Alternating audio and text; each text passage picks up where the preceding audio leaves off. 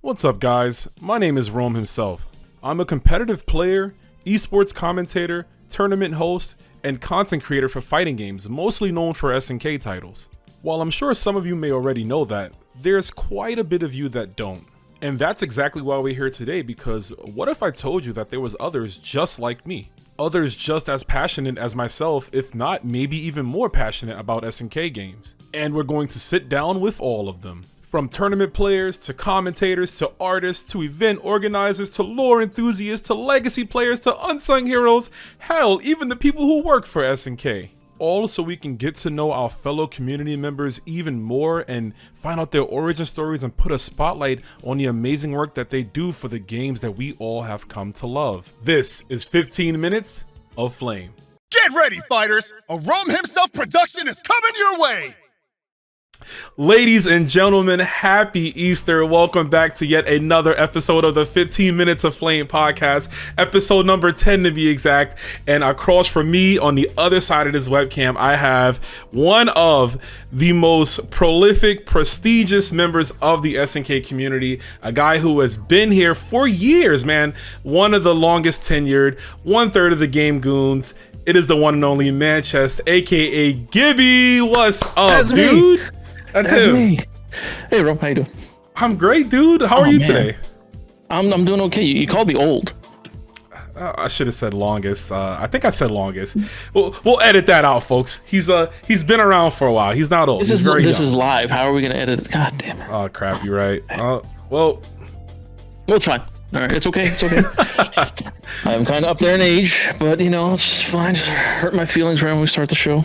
Listen, man, age comes with wisdom, and that is something you have a lot of, and multiple things, right? So that's why we're here. That's why we're talking to get some of that wisdom and, you know, rub it on our faces, if you will.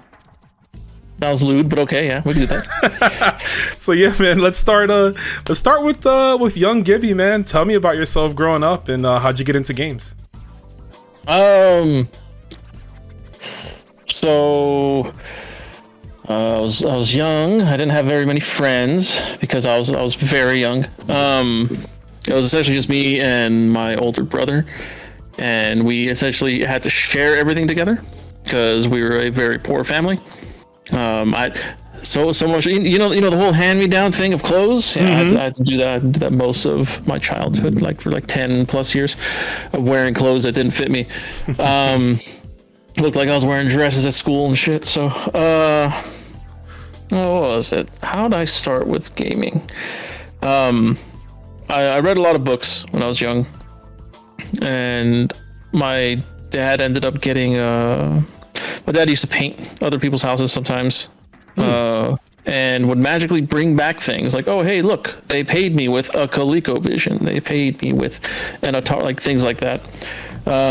So he ended up getting my brother and I a Commodore 64, ColecoVision, Nintendo, and then our family sent us, family from the Middle East sent us an MSX.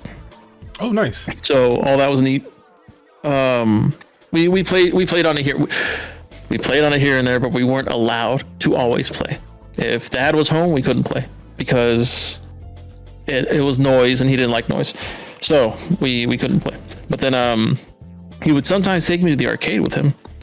And he was big with his social group on like, oh, hey, let's play Pac-Man, let's play Galaga, let's play like all those old like 70s, early 80s arcade games. They would just get together and they would essentially like, hey, let's see who can get the highest score, and they would just like talk shit to each other.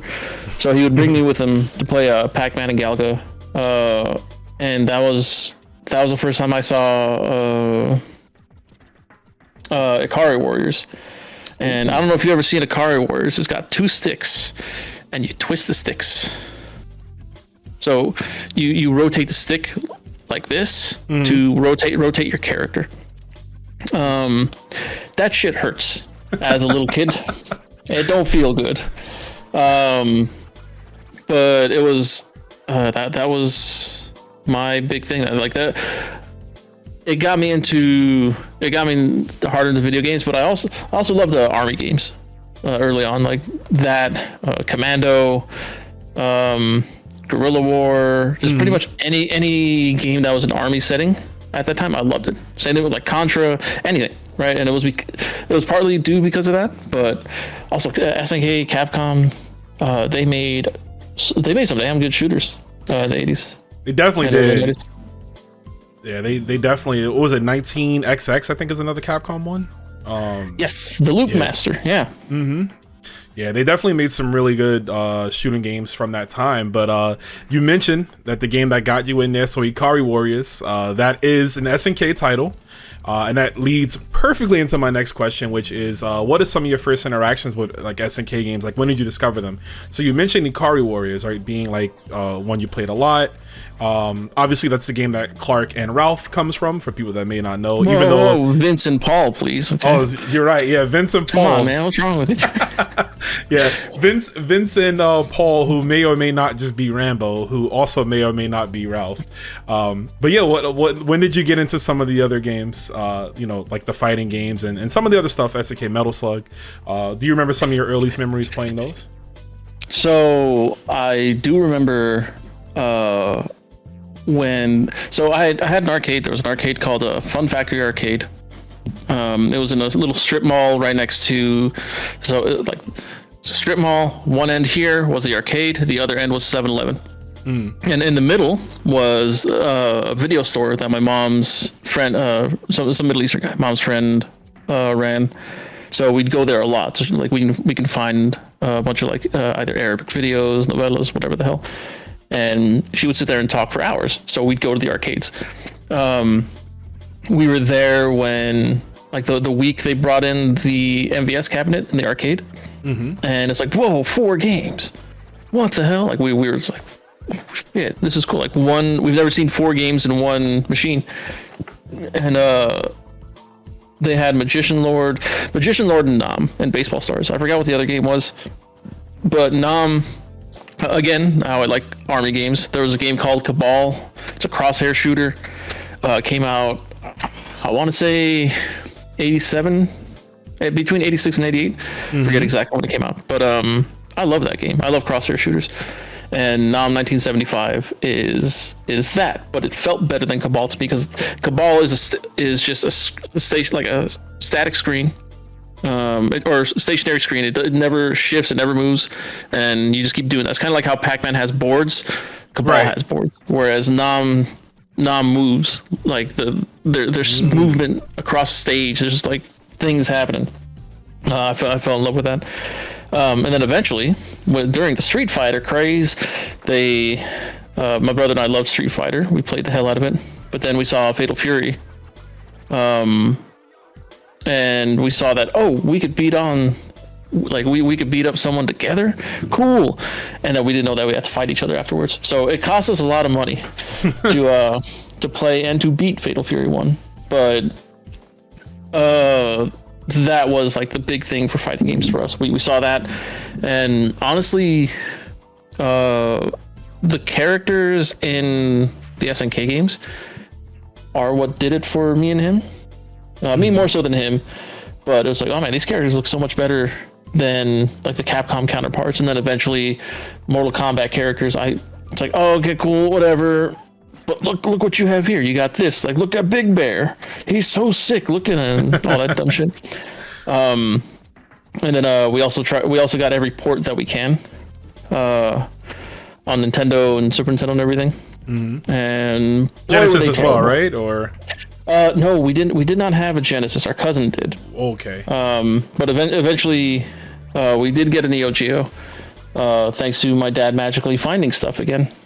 Wow. And his friend owned a video game store not too far from us. Another Middle Eastern guy. Go figure. He would be like, oh hey, here, just like take this, and he would just give my dad games, and my brother and I would just play Neo Geo stuff at home. Eventually, we could never afford it. It was just if he didn't like have friends and stuff that was hooking him up, we never would have been able to get them. And I still have my original Neo Geo here somewhere. Oh wow, you do? Yeah, I don't use it anymore. I have an arcade machine. You can't see it. It's right there. Oh, it's so close. It's the last the last. What I'm told, it was the last Neo Geo machine to cross the line before they finished production on them. So Wow. I have a piece of supposed history. Damn, that's sick. So the last Neo Geo arcade cabinet before it was done. Yeah. Wow, that's damn. I didn't even know that. That's sick, dude. I imagine it's part of the last batch. I don't know how they would like. All these arcade cabs, the Neo Geo ones have like a little, I'll call it a license plate on there, like an identifier number. Right. So I imagine they just like the last batch and they just stamp a bunch of them.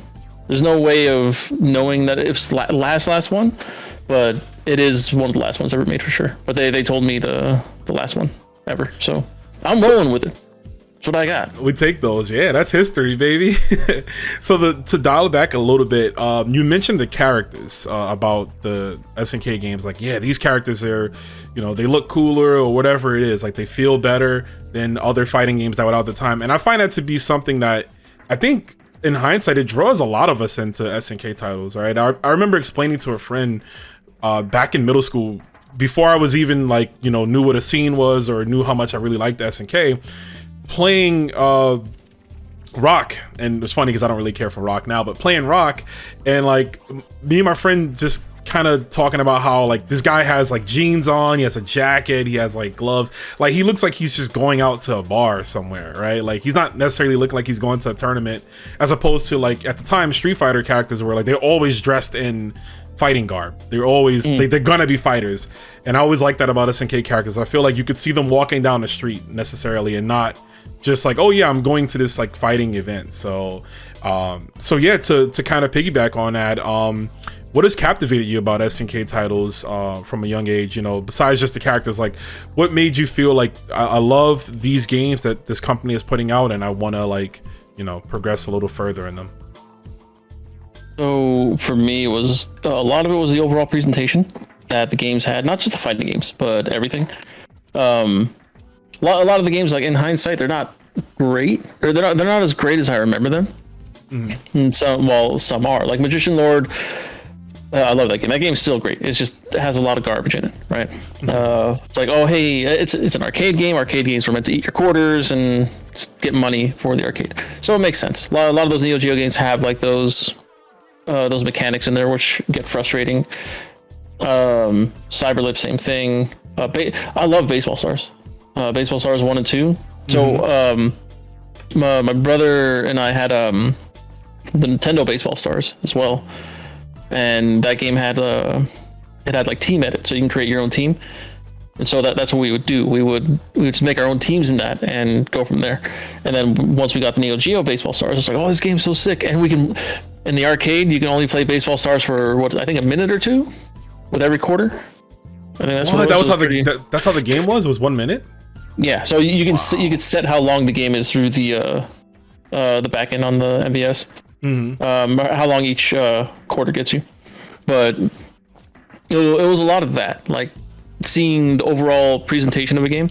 It's why I took to like SNK and Capcom, but both companies the same reason. It's just eventually it kind of got stale for me with a lot. Like I liked the Capcom stuff. It's just I wanted more than just fighting games. And SNK at the time was offering more than fighting games. So I wanted a new Final Fight, like a new arcade Final Fight, which we never got. Dude, I will die on this hill that like Final Fight 3 would be the best Final Fight if it had an arcade port. Oni Tail Hagar? Yeah, with the strap. With the strap, but you had Dean. Dean was pretty cool. Dean, I don't remember which one Dean is. Was he a ninja? Carlos was the ninja. Carlos the ninja. Dean's the one with the he's like the Frankenstein dude. He's got like the lightning attacks. Oh, okay. Yeah, I vaguely remember. Okay. Yeah, I can remember. I didn't do too much of, but my brother and I got them. So when we got Final Fight 1 for Super Nintendo, we're like, hell yeah, it's gonna be sick. Where's Guy? Oh, I had no idea Guy wasn't in there. My brother got like so mad because Guy was his character. For me, I used Hagar. I'm like, okay, cool. I got my guy in there.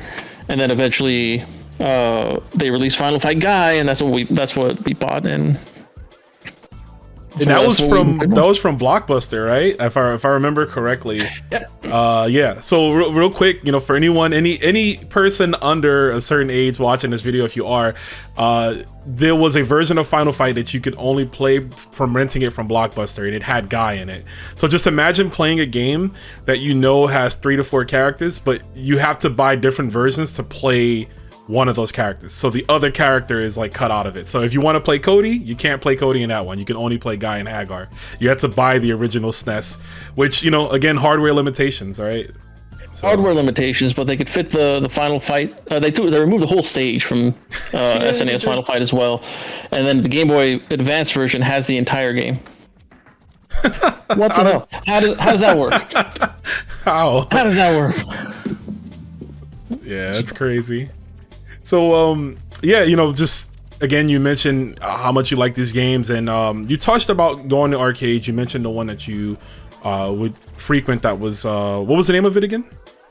So there were 2 of them, but the Fun Factory Arcade was the one right by me, and then the other arcade I would go to was Family Fun Arcade. That's where my dad would go usually to play with his friends. So if I was with my dad, I was going to Family Fun, and if I was with my mom, I went to Fun Factory. So because 2 different friend groups. Ah, that makes sense. Yeah, that's cool though. So your mom would so your mom played too then? Or she hell no. She hates everything about video games. Till this day, I'm like, hey, I work in the video game industry. She's like, get a real job. I was like, oh man, look at what I've done. Whatever. Like, very traditional. She still thinks I'm going to become a doctor one day. But she doesn't realize I'm Dr. SNK. See, I was going to say, you are. Yeah, technically you are a doctor, right? We take those, man. But yeah, those 2 arcades, I wanted to know if, did you start to see like a competitive kind of scene growing from those arcades? Like maybe there was like tournaments and stuff like that, or just people like obviously playing on a level, not what we have now in the FGC, but in a sense that like it's pretty competitive outside of just wanting to stay on and like keep your quarter, but like people getting really good at the games and, having tournaments or so on and so forth. Anything like that? So yes, actually there was a lot like that. It wasn't like that at the start of World Warrior, but maybe a month in, like a few weeks in, it became that way.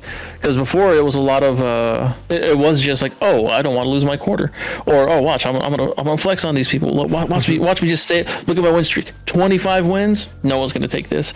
And then you had the other people, like say me for instance. I was the type of person that's like, oh, that guy's got 30 wins. I won't beat his ass. Let's go. Let's do this.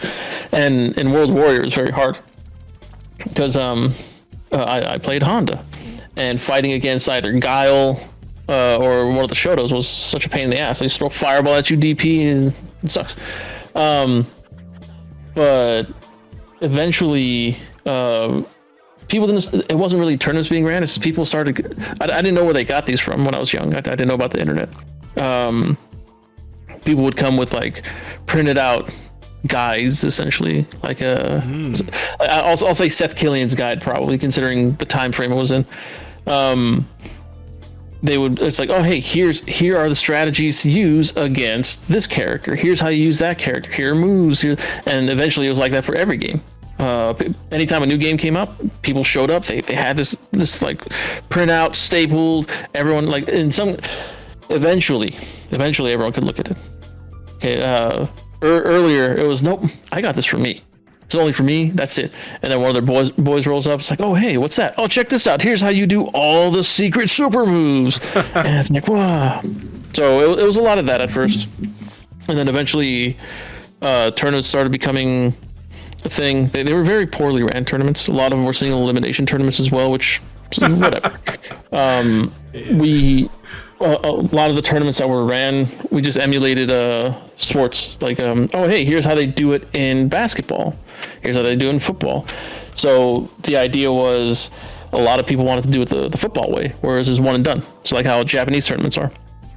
One match, one single elimination, one match, all that kind of stuff. Yikes. And it was pretty, people got really good. I can't say they got world class, of course, right? Mm-hmm. But everybody just kept getting better. You could see people go from button mashing to like strategy and stuff like that. And then there were the area I grew up. There was a lot of people just. It was scary going into an arcade, depending on how old you were and where you lived. SoCal arcades were really bad. A lot of shady people hung around there, and they would just try to bully people, jump people, stuff like that. So if you ended up beating somebody in the arcade and they were with their boys, if you walked out and you were alone, you were gonna get jumped. So you just wait. You just wait for a group of people to leave, and you'd walk out with them. So it was a lot of that.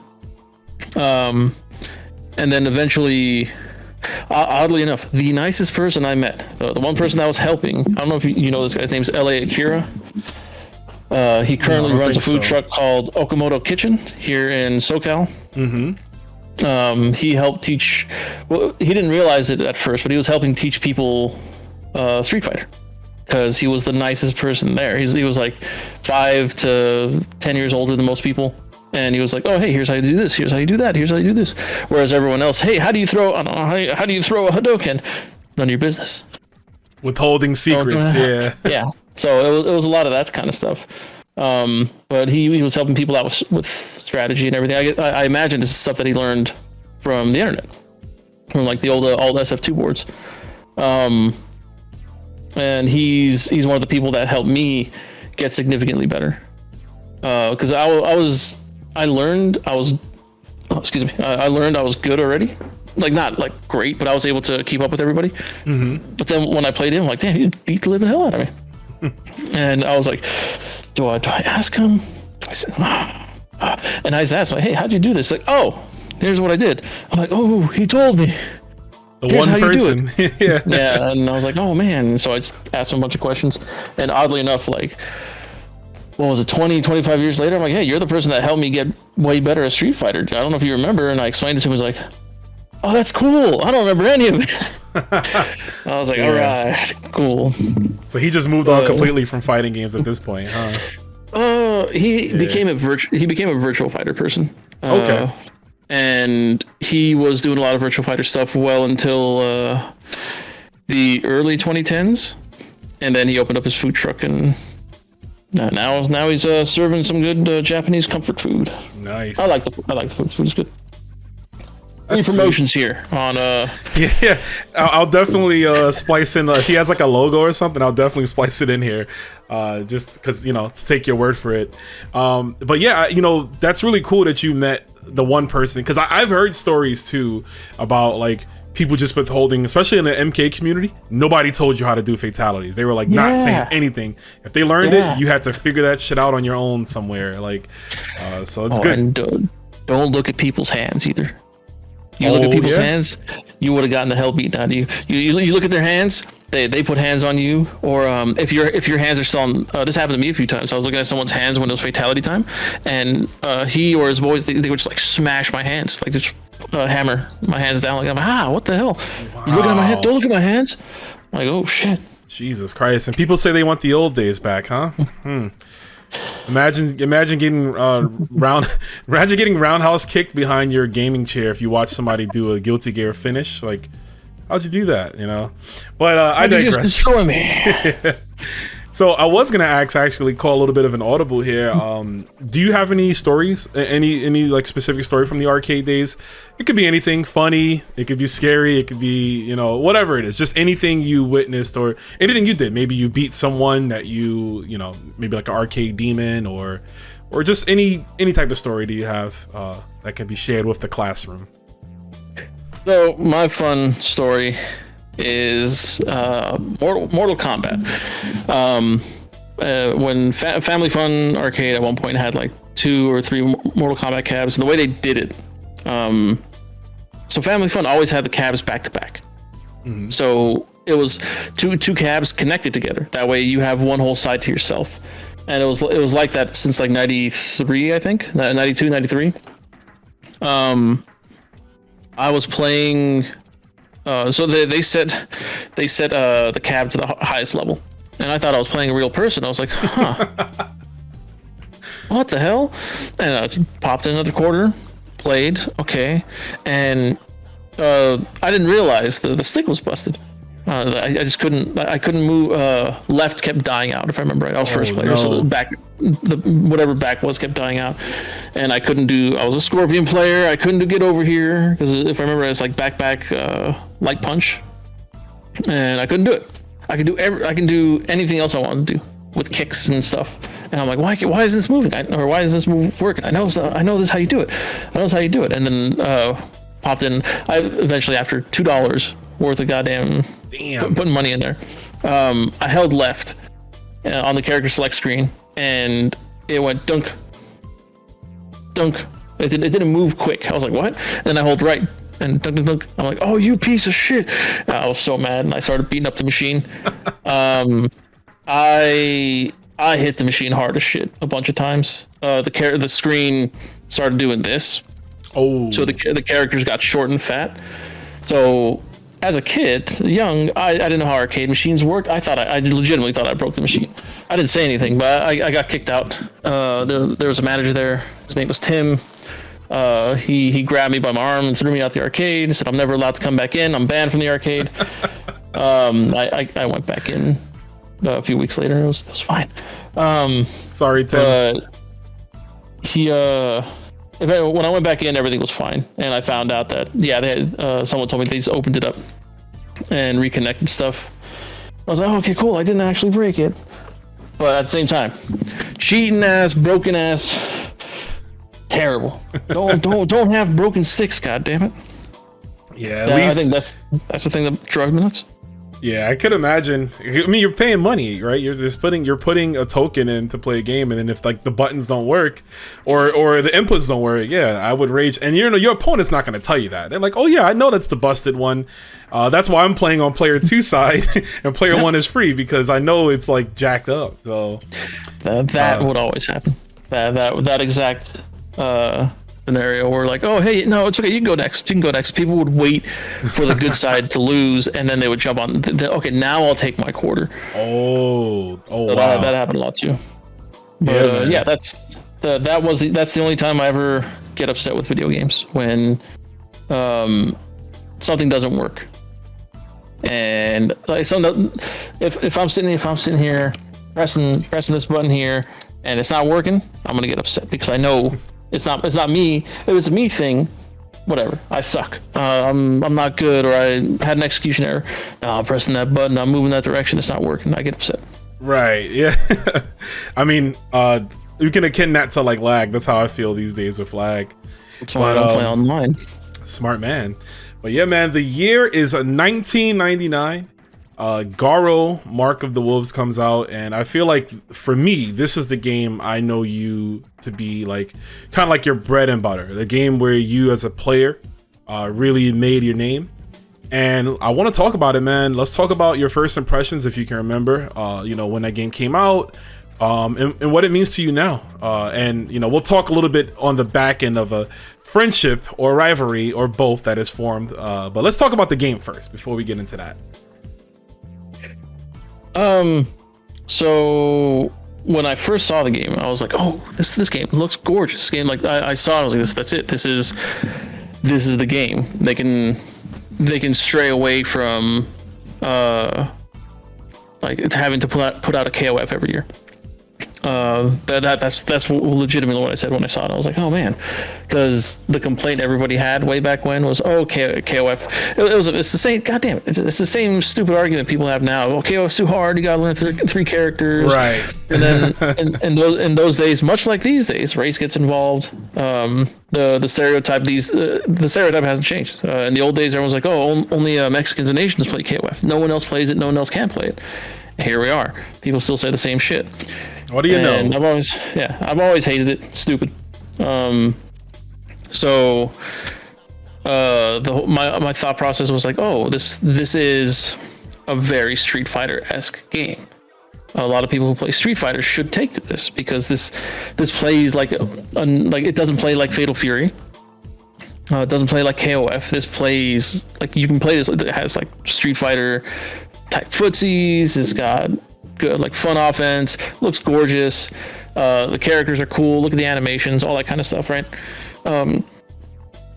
And then I started playing it with some people, and everyone loved it. Like it was something everybody was playing. For, well, I say everyone. I mean, all the SNK people were playing it. Capcom people, not so much. And it was like late 99, early 2000 when this was all happening. So I think the game came out in like December. It was like November, December 99. Yeah, it's late 99, yeah. So more so 2000, I guess, yeah. So we ended up running tournaments for it. It's like certain spots. The cart was expensive, so some places just didn't get it, and they felt that the return on a lot of Neo Geo games it wasn't worth paying like $2,000 for or whatever to get a cartridge. So not everywhere had it. Oddly enough, one of the places where I used to play people at was a video game store that I would go to called Game Dude. They had a 6 slot, and they happened to have that in there. I was like, oh, nice. And so I would just sit there and play people. I played with some of the employees at the time, just random people that came in. And then eventually, when I went to the arcade, I would tell people, hey, they got it over there. You can play it over there. And so that's where we went. We just went there to play it. And then eventually the sticks broke, and they never replaced anything. So damn. we stopped playing it there. But we eventually got it at Family Fun for a bit, and there was another arcade here.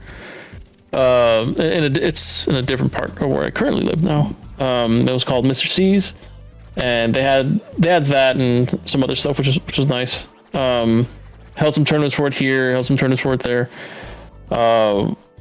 It went really well. I was very happy because I'm like, hey, people are playing this game. I really like this game. And then it got to the point where I was getting a lot better than everyone else really fast. And they slowly they're like, I don't want to play anymore. And it's like, oh, I'm gonna go play Capcom vs SNK instead. I'm gonna play Tekken 4. I'm gonna play Marvel. Like they just bounce onto any of those games.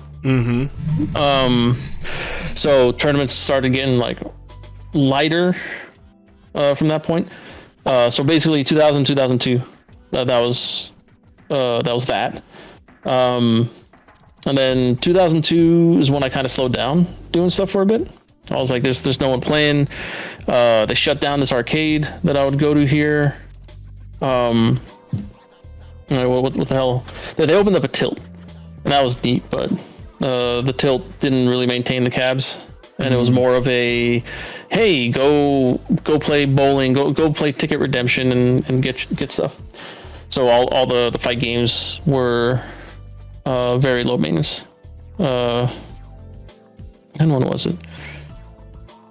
I think 2000, Evo 2004. I didn't know this guy named Magician.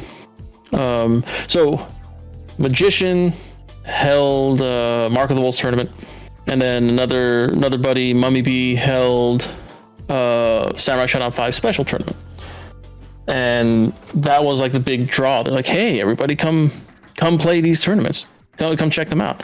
And my brain, I'm like, what's the point of me going? Like, I don't think I should bother. Like, I got things to do. I got to take care of stuff. Didn't. I ended up not going to any of the tournaments. But then I heard like, oh, these people won it using these characters, and it was a Magician won it using Grant. And I'm like, oh, okay, cool, a Grant player, huh? Grant's pretty damn good. Yeah, all right. And then everyone's like, oh, boss character, cheap, whatever. And he randomly DM'd me on SRK, and he's like, hey, bro, what's going on? I hear that you play this game. I hear you're kind of good. How come you didn't enter? I was like, oh, I just didn't want to. Whatever. I was like, eh. And he's like, no, we should get together. We should play sometime. I'm like, huh. Okay, sure. I'm like, where do you live? And he lives like 2.5 hours away from me. And I was like, oh, man. I'm like, that's far. I don't know if I can make it there. He's like, oh, no, we'll figure something out. I got a big place. You can like crash on my place if you want. I was like, Okay, we'll see, And then a thread pops up, and then this guy, he just moved up to my city, and he plays fighting games. And at the time, there was there was no community here in this area, like no like full blown community. A lot of it separated. A bunch of people move out of town, or they just found different hobbies. But this guy, he just showed up. And he's like, oh, hey, I play this game. This rock character's kind of cool. This Kane character's kind of cool. And I don't know if you know this, but if you say this rock character's kind of cool, I may not like you. So I'm just going to throw that out there. So he told me where he lived. I'm like, oh, you only live like 10 minutes from me. And I was like, you want to get together and try this out? Shows up. This guy's name's Nocturnal. There he is. And it's like, oh, so he didn't really know how to play the game very well initially. But we both played with each other from, what was it? I think it was like November. No, it was October, November of 2004. We just sat here and played, like kept playing. We didn't understand exactly what level we were. At the start of it, there was a lot of things that I discovered that I never really implemented very well, or not very well. I just implemented too often in matches, and he started getting better, and I was like, oh shit, I gotta start using this cheater shit. And then it became a seesaw of us. Like, oh, he's better than me now. I'm better than him. He's better than me. And so on and so forth. And a lot of the stuff that a lot of stuff that we discovered, we learned wasn't completely known by the rest of the community. Wow. And some of it we learned along with the community. And yeah, like if it wasn't for Knock, I probably wouldn't be playing Mark of the Wolves as much as I did, because I had no one else to play. And then eventually we did go play Magician, and everybody else, everybody in SoCal pretty much quit the game. Especially when he and I got much better than the rest of the community. It's like, oh, we're going to go to KOF. We're going to go to Third Strike. We're going to go. We all played everything, right? But everyone's like, oh, I'm just gonna take my talents to Marvel 2. I'm like, why?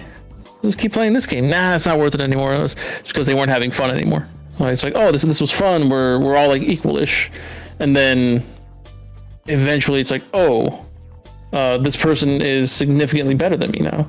I cannot win. Like it got to the point where like no one was touching us anymore. So they didn't like that. And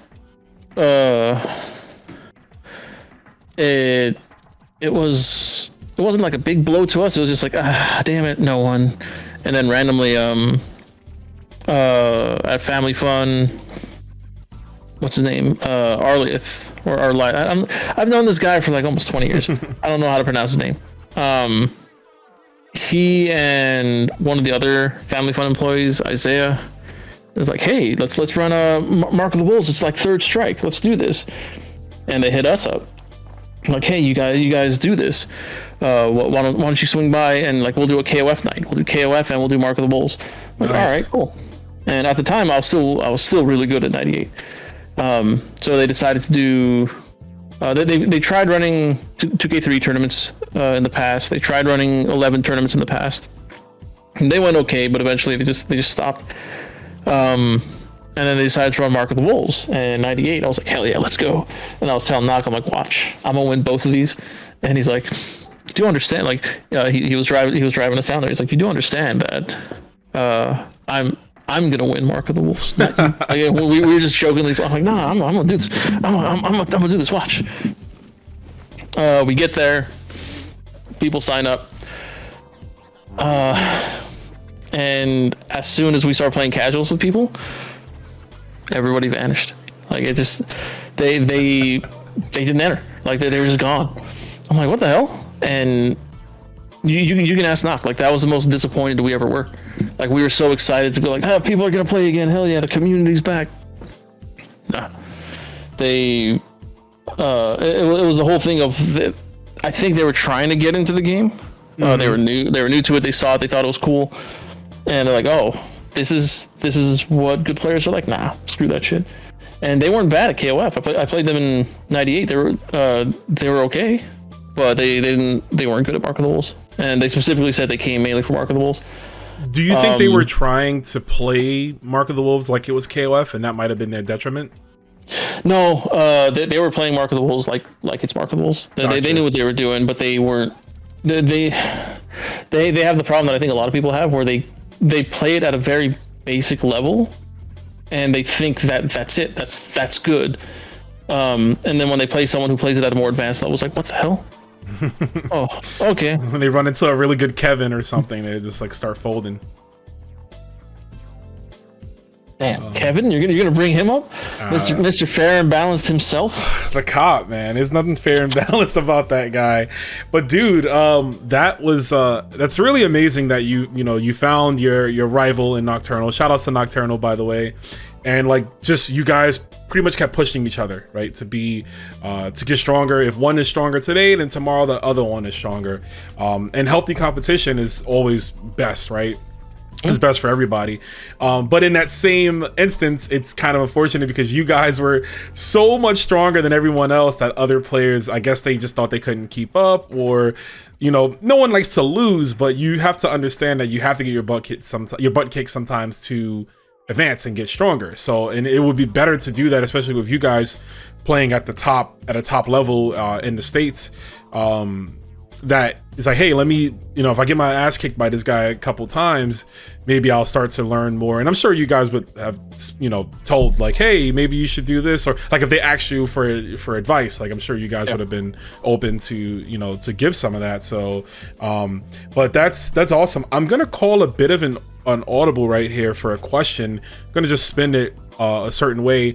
You touched on it before briefly about one of the places you visited, how they started to cater more to like other games, not really fighting games. The early 2000s was I've always heard it as the dark age of fighting games, right? Because that's when a lot of arcades went out of business. Fighting games weren't really as profitable, I guess, at the time. There was console fighters. There was like straight to console stuff like the Mortal Kombat games and even like the Maximum Impact stuff, right? But as someone who was in the trenches, man, can you tell me just a little bit about that time period? Like, how did it feel, to be someone who, you went to the arcades when it was at a boom period, and then to see like places close down, and, it obviously you kept going on because you kept playing. So can you just tell me a bit about that time period? Wasn't as dark as people said it was. I don't know. It wasn't as bad as people made it out to be. The arcades dying sucked, but arcades were already dying as of like 97-ish, 97, 98. Arcades were already kind of getting phased out. It's just the last few arcades that were left were slowly dying out too. A lot of people attribute no new Capcom games coming out to it being called the Dark Ages. Some people say, no, it was the Dark Ages because there were no fighting games coming out. There's nothing being made when you had a KOF still coming out every year. You had Guilty Gear coming out every year. You had a bunch of fighting games still coming out. There was no Capcom stuff until Capcom Fighting Evolution or Capcom Fighting Jam. Yeah. There was what was the game called? Capcom Fighting All Stars. Yes, the one that got canceled, right? Yeah. Yeah. The people I used to work with, we were one of the only people that had footage of the game at the time, and we saw like the game looked fun. I was like, oh, this looks like it looks like Project Justice in a way. Like it's just fun 3D game. It didn't look like a Tekken to us. Like they held like one or two location tests for it, maybe more. I forgot. I gotta find that footage because like the game looks good. But everybody saw that there was mixed reactions. People were like, "Oh, this is gonna be sick. It's got to be good." And it never came out. We didn't say anything. And then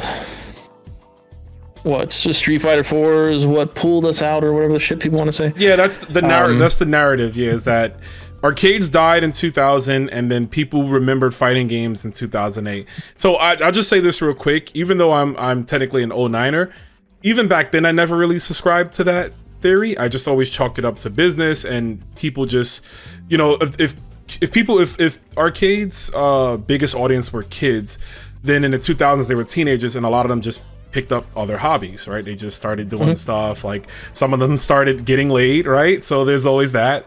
That's what I assumed, but yeah. So the whole thing's bullshit, really. Like, if it were the Dark Ages, how come Evo was still growing every year? How come every fighting game tournament was still growing every year? The majors at the time, Texas Showdown, was it Texas Showdown, Evo? My brain forgets the East Coast final one. final round. Final round, and there was not. It wasn't ECT. I forgot what the East Coast one was. I don't think it was ECT or something else. But everything was still growing, and the arcades that were still around were also still like getting big attendance. It's just, again, there was no new Capcom game, and people were getting upset. You can't, like, people saying, oh, you know, from like 01 to 08, there was nothing happening. What happened in 01? I think that was the year Marvel or CVS 2 was released. And what happened in 08? That's when Street Fighter 4 was released. Look how well HDR did. I know the community as a whole doesn't like HDR, but HDR came out, that thing, what did they say? It did gangbusters. I don't know what that word means, but it did extremely well. And a lot of those people that got into it didn't get into it because, oh, Street Fighter 4 is coming out. They got into it because, Street Fighter, I love this game. That's all it was. And that was the most fun I had online playing a fighting game, was HDR, because the connections were good. It was, yeah. I used to play with some friends on PS3, and this was before I was like really playing fighting games. So don't yell at me, guys. Anyone watching this in the future, I didn't have an Ethernet cord. I was playing on Wi-Fi, and I would play with friends. I would play my friends. It would be fine. It wouldn't be that bad. Back in those days, I was more of a Call of Duty player. But like, yeah, you're right. The network, the net code, or network, I should say, for Street Fighter HDR was playable, you know, on a casual level. But yeah, so let's fast forward a little bit. There is a podcast, and you're the creator of it, if I'm not mistaken, right? Maybe. What podcast is that? This is this one? Is it 15 Minutes of Flame? Yeah, yes, I created. He is the brainchild behind 15 Minutes. No, this is Super Desperation Radio. I wanted to talk a bit about that. Actually, yeah. Well, that's what you're here for. You're here to talk about that. So let's go, man. How did it go? Starting up in a fighting game centric radio show, and can you tell me a bit about it and some of your memories? So this goes back to 0304. I started doing a generic fighting game podcast around that time. I didn't have a name for it until 3 episodes in, and my viewership, who was very into Fear and Loathing in Las Vegas, decided to call it Fear and Loathing in the Desert, and then Fear and Loathing in Lancaster. Hi, everybody. That's the city I live in. So that's what they called it, and it wasn't a weekly, a monthly thing. It was a sporadic thing that I would do here and there. I think I maybe released like I forgot if I started in 03 or 04, so I'll just say 04. So from 04 till 2009, 2010-ish, I released maybe like 40, 50 episodes tops. And I didn't know, they were all saved on my hard drive, right? I didn't necessarily know how to archive them properly, because I did them live. My buddy had a server. We did it from the server. People listened. Oh, people nice. People called in on the actual telephone. Oh, wow. Because I was too stupid to use MSN or Skype or whatever the hell for people to call in. No, or at first, the first few years were like that. And then eventually people called in via Skype. And we had them uploaded to an old website that I ran, but in 09, the website shut down. Everything got deleted, including those. I may still have some of those episodes saved on one of my hard drives here. I don't know. I legitimately have not looked at these hard drives in over like 7-8 years. But from there, I was like, shit. Like, how am I gonna do this now? Like, I have no place to save them. And then there was a website called eLive that came out back, I think 2010. And oddly enough, they got popular for sponsoring like five of the best fighting game players in the world or some shit like that. And they all went to Canada Cup the first year at Canada Cup or second year, I forgot. And they just cleaned up. They destroyed everybody. Went there with their pink ass shirts. It was great. I loved it. But before that happened, I started using this eLive thing. I'm like, oh, what is this? It allowed you to play YouTube videos or just play a video. Essentially, you could draw over it. You could bring your friends in, talk about it, and all this kind of stuff. And it's everything's happening at the same time. We're all seeing the same exact image. There's no delay between any of us, which was the coolest thing at the time.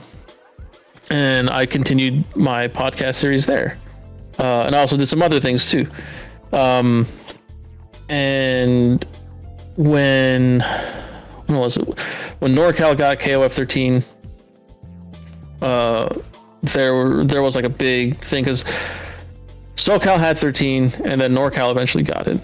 SoCal had like various recordings. Like you'll find some of these matches on like Kane 317's channel, my channel, and Arcade Infinity's channel, like just various spots. And they didn't get that much publicity. You had this guy Hans who ran I Play Winner in NorCal, and he's showcasing KO 13 from Southtown Arcade. And you have people like Hell Pockets, Reiki, Roger Dodger. There was a guy named, what's his name, Gio. There was Jose, whose name I don't feel like saying. His name is not a good thing to say publicly. And who else was there? N4US, ADR. There was quite a few people that were playing. Pixel, that was the other guy. And BBZ, that was probably their best player. Yeah, BBZ. So, yeah, shout outs. They were playing and they were talking shit. Like they were like, oh yeah, we're like, and they legitimately meant it. Like, oh, we're the best. Like no one else is competing with us. Look at us. Oh, it's like, what the hell? And a bunch of SoCal guys are like, what? Are you stupid? Have you not seen like this Mr. KOF guy play? Have you not seen this Reynolds guy play? Romance and like all these other people here that are on SoCal? I'm like, no, we don't know what you're talking about. Thinking they're whatever, and it was eventually it became like, oh shit, they're like, oh man, they're kind of good. And I'm like, hey, we're gonna come up there. We planned a trip. It was like 8 of us. We planned a trip to go up to NorCal, play them, and the idea was go up there, clean house, and also we did that. We cleaned house, not me. Everyone else did. And we played it first to 5. I think we won it 5-0. I want to say. Damn. I forgot. I gotta check that. But leading up to it, I was like, hey, I hit up, or so. Before that happened, before that part happened, there was, I think it was NCR 8. SNK gave me a KOF 13 board to take around the country. I took it to like Texas, NorCal, various places in SoCal, Vegas one time. I took that board to NCR that year. That way people can play KOF 13. I was like, hey, this should be cool. This should be fun. Everyone's gonna get to try to play it. Everyone's gonna have fun, all the shit. And I ran a tournament. My dumbass ran, it was like, what, a 60-70 man tournament on one set. Jesus. Oh, man. So, that happened. In doing so, I was playing it and I was like calling out names. I didn't know most of these NorCal names. So some of them I knew, some of them I didn't. It's a name that stood out, and I yelled it out very loudly. I'm like, Hot Pockets, Hot Pocket. And I just yell out, Hot Pockets. And he turns around. He's like, oh, that's me. What's going on, man? I'm like, oh shit, I see why you're called Hot Pockets. And that's where I met. That's where I met my brother, Hell Pockets. and he was telling me how like, oh yeah, you know, I play KOF. What was him? There was another guy. It's him, Soulstar, and two other people that were telling me like, oh yeah, we played KOF 11. We're the shit. And turned out none of them really played with each other by the sounds of it. I was like, that's weird. That's strange. I ran that tournament, and I ended up meeting another guy there, a SoCal guy, named Metaphysics. And he was definitely afraid to play against me because he heard so much weird shit about me from other KOF players. And really, he ended up beating me. He was better than me in 13 at that point. Anyway, he ended up beating me, and then he told me, he's like, yeah, man, I was so worried to play that they made you sound like you were like good and crazy. I'm like, yeah, that's normal. That's what it's always been for me. That I'm not amazing, but I just do wild shit. It's like, what the hell just happened? Why'd this guy do this? So I met those two there, and I hit it off with both of them, and from that point till the time we all went to San Francisco for the NorCal SoCal thing. Between then, I was like, hey, let's get everybody together on this podcast and let's talk some shit. So that's what we did. And NorCal prided themselves on like, yeah, we talk better shit than you guys. we like, and I'm like, okay, this is weird. And I tried getting like other KOF people like, hey, let's jump on here, defend yourselves, talk some shit. They're like, you know, our gameplay will show how good we are. We don't really need to say things. I'm like, no, talk shit. What are you doing? And yeah, you got to build it up. You got to build to it, you know? The people that were building to it were me, Pockets, and Abe. And that was it. Mm-hmm. So I was like, okay, I see how most of these guys are. And it wasn't negative. It's just like, okay, they're not into doing this, and that's fine. They're not into trash talking. They're not into like showboating. Okay, I can't utilize them for that. We have to pivot into a different direction. So right. it became just me and Pockets at first, just doing a bi-weekly thing of like, hey, here's the updates on SoCal and SoCal versus NorCal.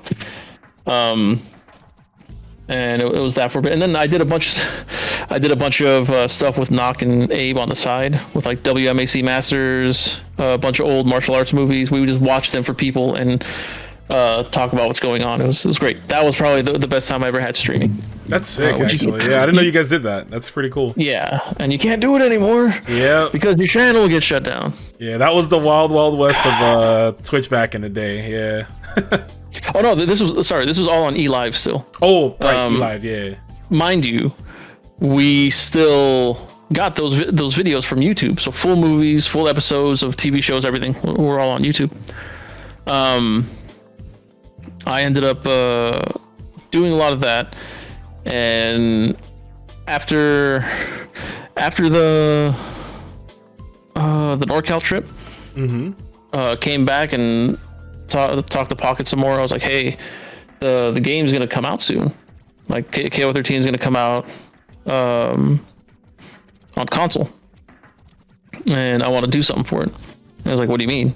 I'm like, it's like the game's gonna be out soon. Like, just give it a few. And he got excited, like, oh shit, I'm gonna play it. I'm like, yeah. So, it turned out like, hey, let's do this thing, and we did.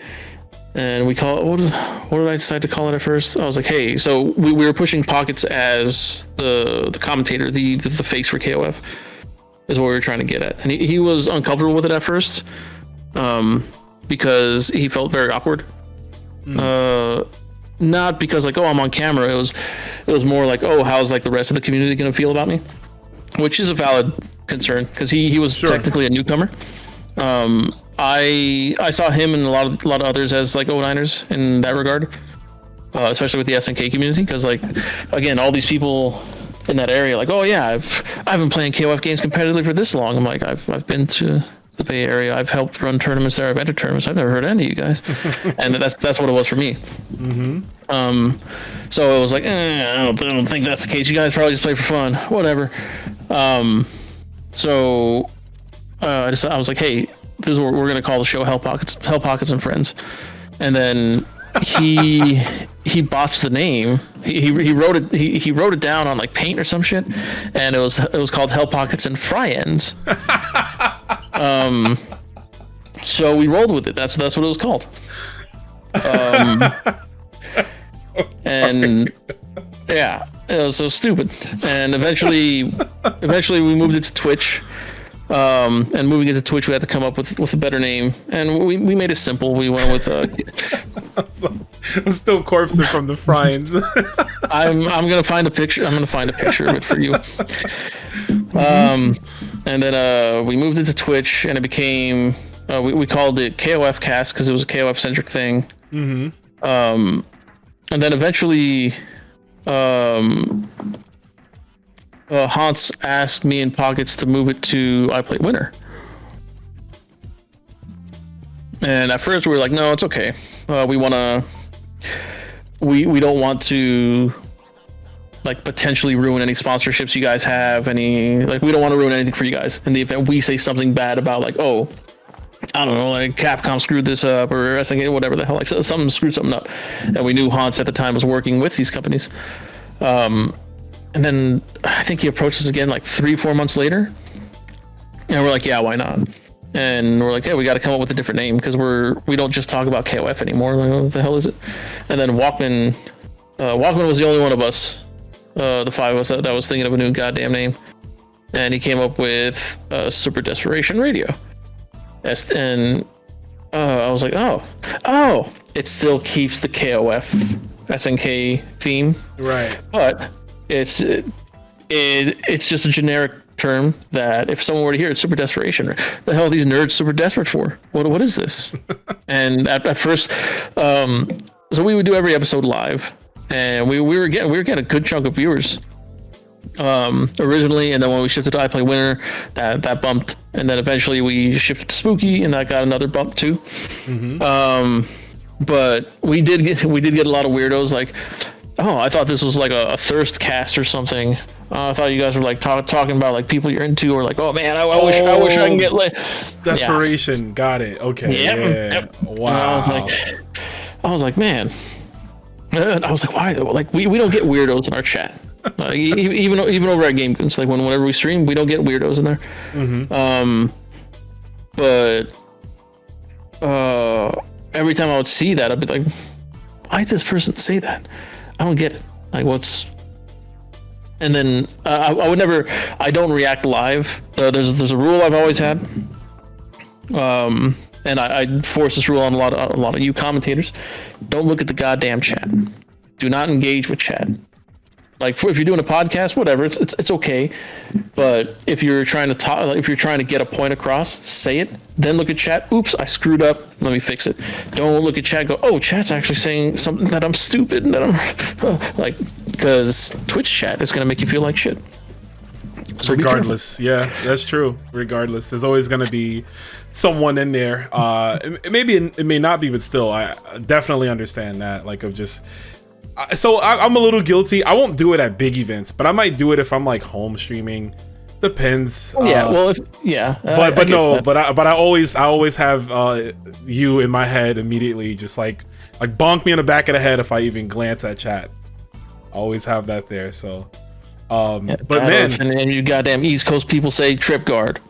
No, I don't say trip guard. I correct them. I say anti-air low. I'm the one East Coast guy that understands that it's not a trip guard, and I will explain that to people. But dude, that was phenomenal. So from the podcast to meeting, the goons, which I'm glad I got to learn the origin story of how it came together. It's weird. In my mind, I always assumed like you guys always like knew each other even before.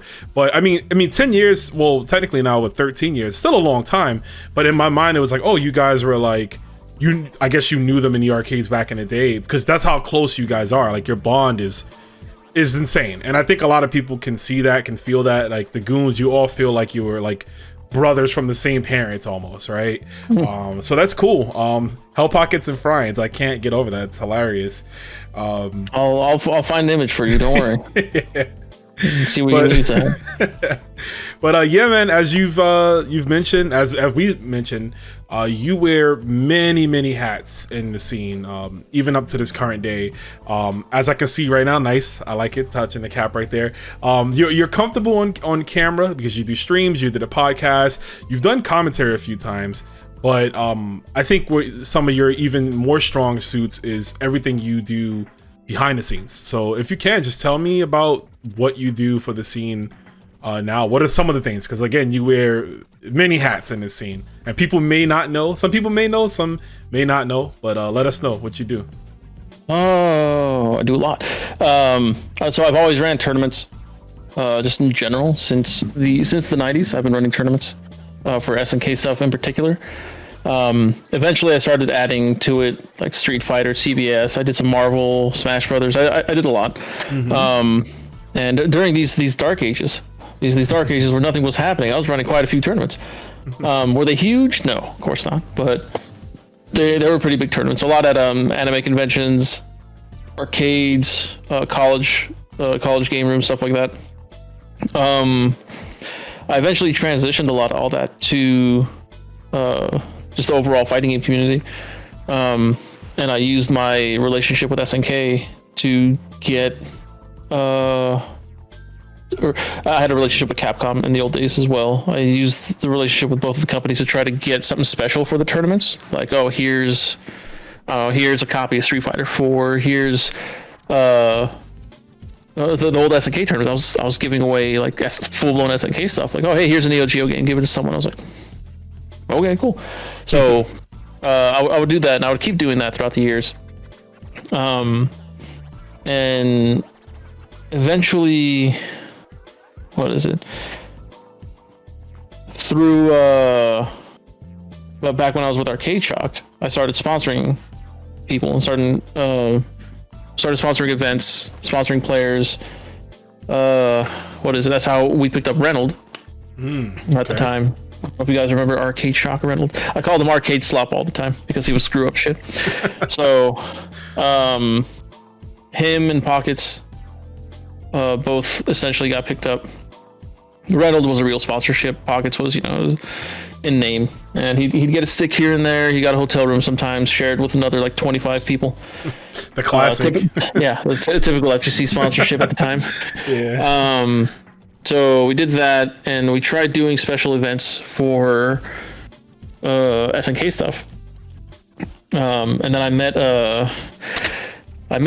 what is it, through Hans, I met Chris Seglia, who now currently runs Tenno Productions. And I think this was back in like 2012, I think. It was 2011, 2012. We did an event here in not in SoCal, sorry. They claim it's Central California. We did it in, it was neutral ground. It was called Aftershock. It was KOF 11 and KOF 13. Did I say 11? Jesus. KOF 13 and Marvel 3 event, where we essentially, it was like 5v5 KOF, and then I think it was 9v9 Marvel, but we got SoCal, NorCal people to meet in the middle-ish. It's not really the middle, but it's more SoCal than anything else. But we got them to meet there, and from there, I started doing even more behind-the-scenes stuff with production, learning bits and pieces there or here and there. And then I was restricted a bit because of the Arcade Shock gig I was doing. I was still working with SNK. I was still doing tournaments. I was still doing most of my normal stuff, but I couldn't jump shit to something different. Right. And then in 2015, I think it was, I left Arcade Shock, and then Sex's like, hey, how comfortable are you holding a camera? I was like, oh man, I love holding, some stupid, I make dumb jokes when people ask me like what seem to be weird questions. So I did that, and and from there I started working a lot of behind the scenes, even more behind the scenes stuff, running helping run Evo production, helping run Combo Breaker, CEO. There was a point we were doing Wizard World tournaments, all that kind of stuff, and then eventually it spawned off into future stuff. Last year I helped produce SNK regional bouts or KOF 15 regional bouts, right? That's what. I'm sorry, I forgot the name. We also helped run Capcom, the original Capcom Pro Tour. I say the original, like the starting point of the Capcom Pro Tour. We helped with Tekken World Tour, Soul Calibur World Tour. I ran finals for a couple of them. Mortal Kombat, Killer Instinct. Damn. Yeah, that's what I'm saying, bro. You got your resume is ridiculous. It's like I don't think about it. I just do the things. So it's part of it is like, oh, this is my job, whatever, do it. But then there are other things, like say last year with the regional bouts and ICFC. That was something I'm very passionate about because, hey, KOF community, the SNK community, this is my thing. I want the best for it, or the best we can get, right? Wanting the best and expecting the best doesn't really, happen. Unfortunately, if you look at any of these communities, none of them have the best thing ever. It's just a lot of it's the grass is greener over there. Oh, the Tekken guys get this, the Capcom. Oh, them Capcom boys are getting $1 million for getting first place. No, it's things like that. I'm hoping CPT for Street Fighter 6 is gonna be some big shit. And then I hope when Tekken 8 comes out, it's the same thing. I want them to be good because if they're good, it forces ArcSys, it forces SNK to step their stuff up, right? And that's what I want. I don't know if you know this, Rome. One of the other hats I have is I'm the SNK brand ambassador, the #1 SNK brand ambassador in the universe. Hell Pocket is the #2. So remember that. He's got the very popular Evo moment #2. I don't know if you've ever seen that before. I don't think so, but is that the call with the? Yeah, we might have to look at that. I was thinking of, is that the one with BBZ or no? No, that's with Obama. Oh, okay. I have to check that one out then. Yeah, Evo moment #2. Everybody should go check that out. That's why he's the #2 brand ambassador, just because Evo moment #2. He would be #1 because he's in the limelight more than I am. I try to stay behind the scenes. I do this stupid shit where, like, I forced Hell Pockets to be a KOF commentator. I forced Meta Abe to be a Hell Pockets commentator. Yeah, Hell Pockets commentator. Hell Pockets commentator. I got a Rue on commentary.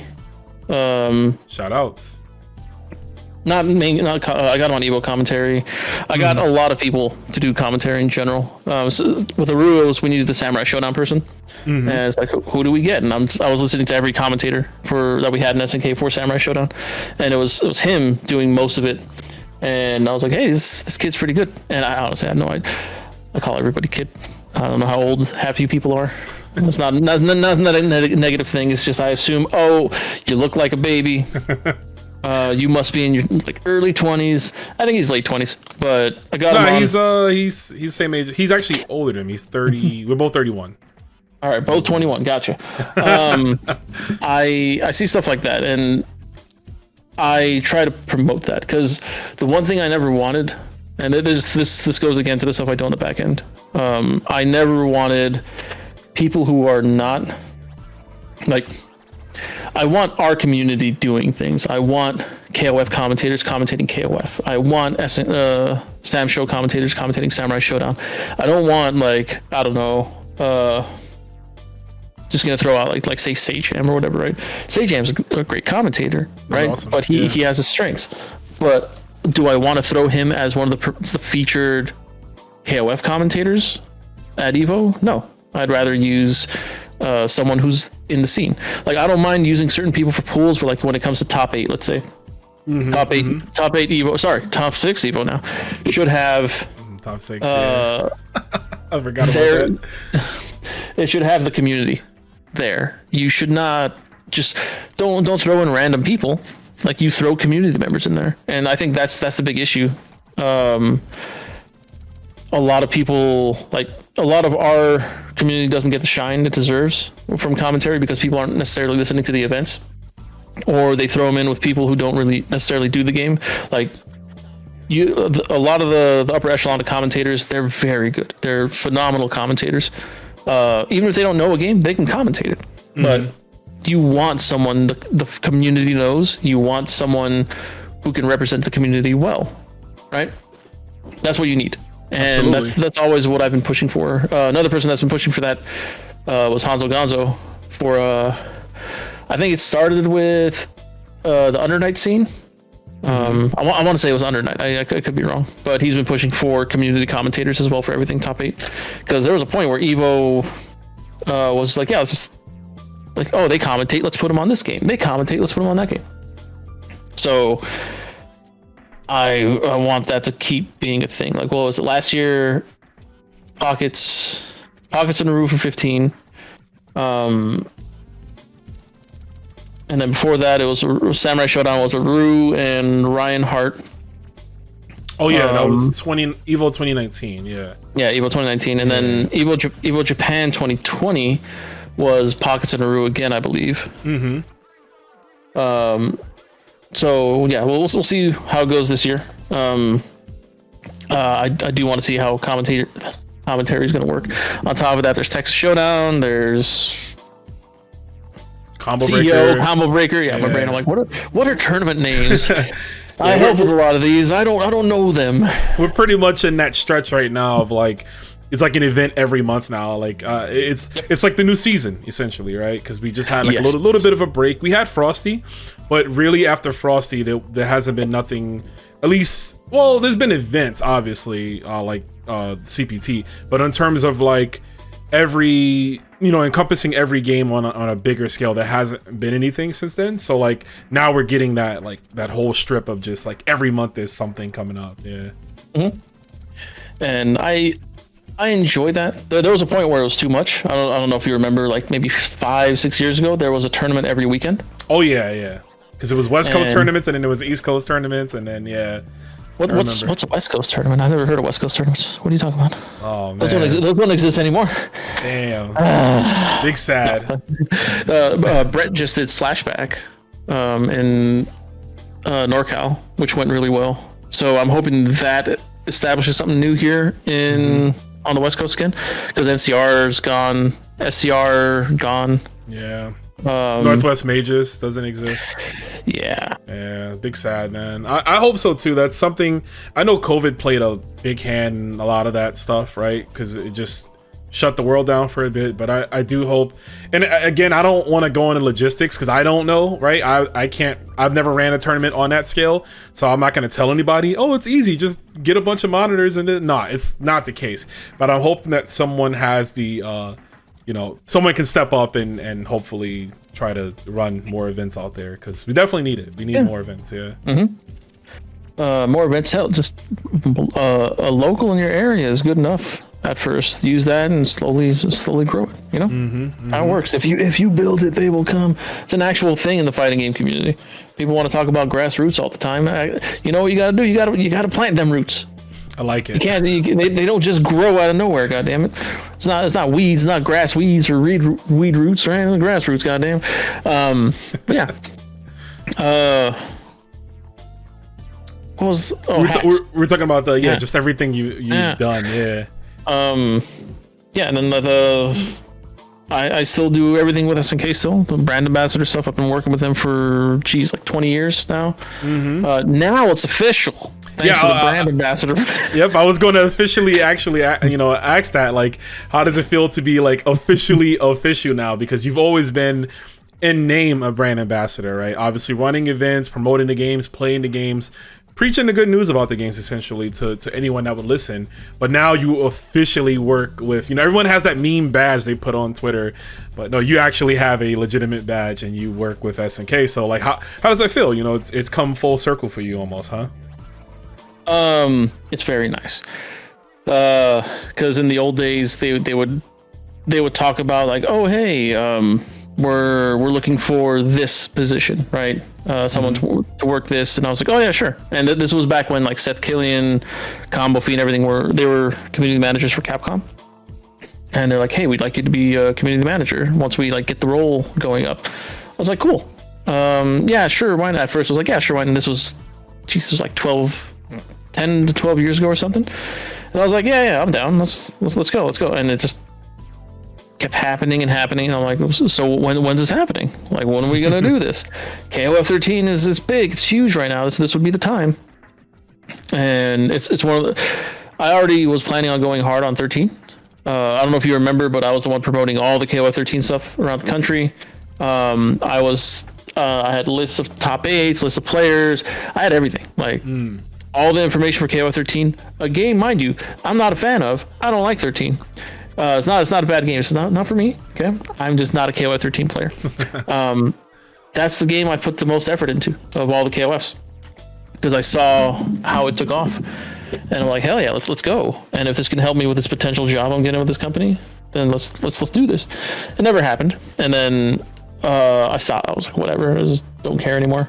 And then it was from there. It was like I've always been like a unofficial consultant for them. So basically, it just stayed that way. Like, and then it's like, oh hey, we want to give you an official title. I was like, oh, cool. What are we going with? And I thought it would just be like, I thought it would be consultant. I'm like, oh, you're going to be a brand ambassador. And I'm gonna be honest with everybody here. I don't know what brand ambassadors are.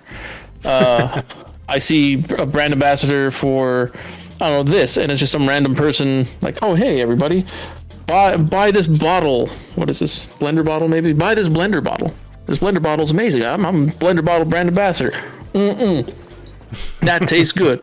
They do stuff like that. And there are other people who are brand ambassadors who work for the company, and their job is to push the product. Their job is to make the product better, all these different things, right? So when they're like, oh, you'll be brand ambassador, I'm like, oh, okay, whatever. And I'm like, and it's essentially entails just like pushing their products. The nice thing is they allow me to be honest. I don't have to just shill like, oh my god, like KOF 13 is my favorite King of Fighters, everybody. Never gonna do that. KOF 11 was, oh baby. Like, that's how we know you got kidnapped. If you ever say, if I see you posting, you're like, KOF 13 is the best ever, immediately I'm sending out a SOS. Like they got Giby. Someone kidnapped him. What happened to him? The aliens got to him.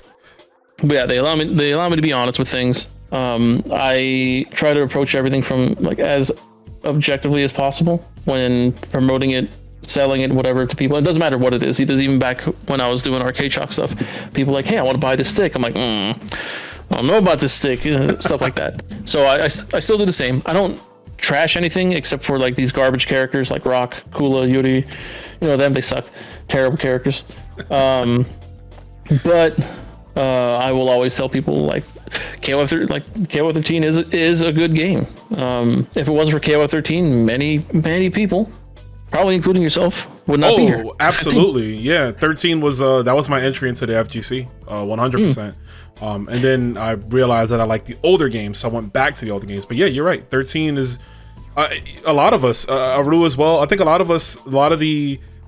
in our 30s now, but like back then we were like late teens, early 20s. East Coast guys, a lot of us started to 13, so we'll always be thankful for that. So yeah. Yeah, it's nice what KOF 13 did for the community. All those years of KOF prior to 13, like 11 kind of did the best because it brought in a bunch of Marvel players. It brought in a different group of players to play KOF, and that was cool. But they only stuck around for a bit. KOF 13, so many people continued playing for years, and the downside was when 14 came out, a lot of the people who only played 13 stopped playing KOF because 14 was a completely different game. It took it back kind of more to older KOF, but also didn't look great. Everybody was expecting 13 graphics again, which I would love, but no, that's too much work. And then 15 now, and I think 15 is that good middle point. I do think 15. Well, what is this? This is season 2, I guess. Patch 3. I don't know. It's the third. It's weird because it's not. It's technically season 2, but it's the third balance of the game. But I think it's titled like 1.70 or something. It's very weird. It doesn't say like 2.0 or anything. But technically, it's the third balanced version of the game. Yeah. I'm gonna say January 17th. I don't know what day it came out. January 17th, 2023. Patch KOF 15. I think that's the best KOF ever in terms of playing. I still think FE. 98 FE is my favorite KOF. 98 FE is the best KOF, right? The GOAT. But 15 is the best KOF to play, get into. It's currently got a scene that people can play with. It's surprisingly balanced. Like for all these years of being like me being an SNK fan, having a game that's genuinely balanced in a good way is so weird. I'm like, whoa, like it's not like, oh look, this person uses this one specialty character. No, like look at all these top 8s now. Since you have like 15 characters in top 8s. Mm-hmm. True. Sometimes 20. That's wild. Yeah. Mm-hmm. That is the sickest thing to me as a KOF person. Especially, I ran a bunch of 98 tournaments. I saw 5 characters, maybe 6. That was something. KOF 11 tournaments, have fun watching everybody use KGO. Mm-hmm. Well, not enjoyable at all. Arcade, remember Arcade 13? It was just K-Dash, Kula, and Raiden, like mirror matches. Kula, Raiden, or K-Dash, Mature Raiden. Yeah. Mm-hmm. Or you had the fun people who put Vice in there and purposely did the Vice bug and locked the game up. Good times. Terrible. Yeah. If you want to call them that. But yeah, it was different times. I do like that these companies are trying to balance the games properly now. Had they not, I would still be like, oh, whatever, just play the game. Like, it's fine. Mm-hmm. Much like say KOF 13 was, right? KOF 13 got that one major overhaul from arcade to console, and then the Steam version has one or two minor changes. And then that got ported to arcade. So the Steam version is in arcades in Japan. And yeah, like if you love KO 13, you're playing that. You're playing that horribly unbalanced game. But I say this as a KOF 98 fan who plays that horribly unbalanced game, as a Mark of the Wolves fan who plays that horribly unbalanced game. Yeah, but they're fun. It's great. I enjoy playing them. 15 is better than all of them from a competitive standpoint. And if you want people to look at your game and go, oh, that's cool, I want to play this, I want to get into this, 15 is that game. It may not, especially now with like Tekken 8 footage being shown. Tekken 8 looks gorgeous. Oh my god, dude. Tekken 8, yeah. Tekken, like Street Fighter 6, it's visually, I'm not a fan of it. It doesn't look bad. I have the same problem as I have with like Devil May Cry. Their smiles are weird. when they open their mouths, it looks strange. Yeah, it's the RE engine. Yeah. So it looks good. It looks really good. Best thing about Street Fighter 6 is seeing Zangief go like this, and you just see like, oh, this is jiggle. You see the old man body is just jiggle. I'm like, oh, this is amazing. He doesn't look all like so. This is something you asked me earlier in the show. What's something that stood out to me more in like the SNK games versus Capcom? What drew me more? It was the realism to the characters. The characters looked more realistic, like real people, than Capcom characters did. Especially as time goes on. Right.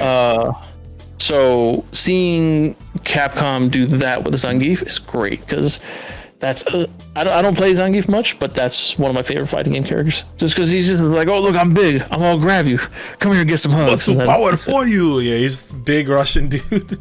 No, I liked it too. When they showed off his trailer, I'm like, man, he looks great. Like, and he has that, like, you could tell he's getting older. Like, it's not flab, but it's like, because obviously the muscles are still there, but you could tell that he's like, yeah, he's just getting older, and I think that was a great visual. So yeah, these new games in general, like Street Fighter 6 and Tekken 8, are looking amazing, pushing the engines further, further on into the future.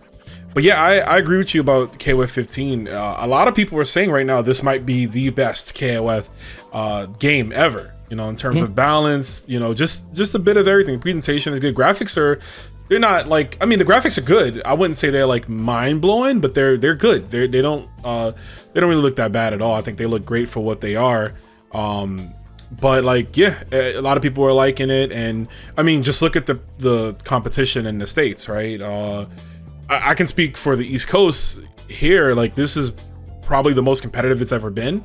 We have numerous tournaments throughout the week. The netcode being decent, not the best, but being decent enough to run online events. We're able to have that, weekly online events, a lot of locals that go on. So it's definitely right now, I would say, could be the best KOF when it's all said and done of the initial 15.